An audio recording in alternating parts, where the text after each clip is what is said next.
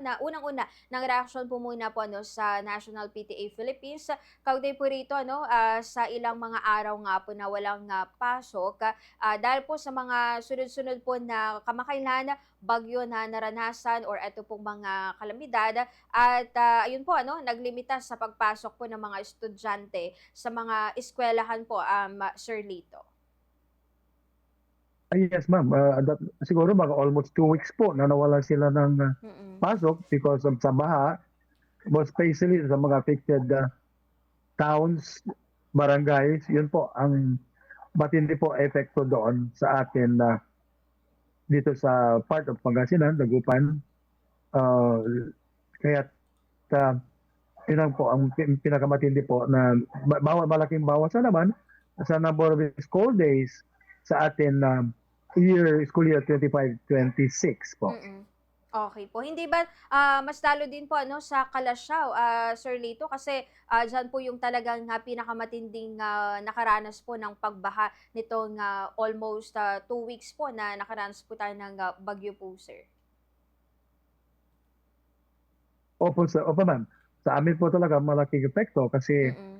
yun lang po ay buhos ng tubig ng ulan po yun at mataas na po agad yung aming tubig baha dito sa amin na um, almost all the barangays ay talagang affected and then yung pong tubig talaga siguro almost 2 feet sa aming bayan mismo, yung tubig sa bayan, yun po ang taas din, which is very unusual sa ilang taon na nawala tayong baha. Pero this time, almost a week, ang interval lang, baha ulit kami dito sa Calasiao, as well as sa Dagupan, especially Mm. sa Dagupan, kasi lalo na kung high tide, low tide, malaki epekto rin sa Dagupan.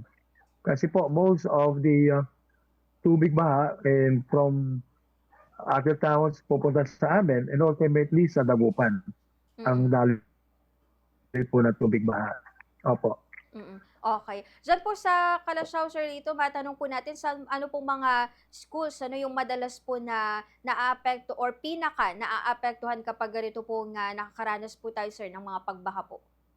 Unang-una po ma'am, sa may Calasiao Comprehensive, Calasiao Mm. Central School, Lasip, Mancop, Talibao, and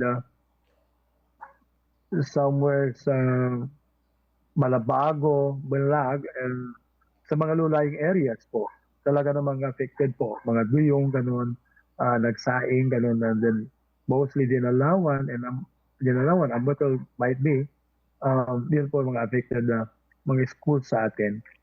Mm, okey po. Pero may mga information po ba kayo, Sir Lito, diyan sa Kalasyaw kung, lahat naman po ng, mga eskuwelahan ay nag-resume na, simula po nung Lunes yung mga face-to-face classes po? Um, Itong 1 month, almost all na po, Mm.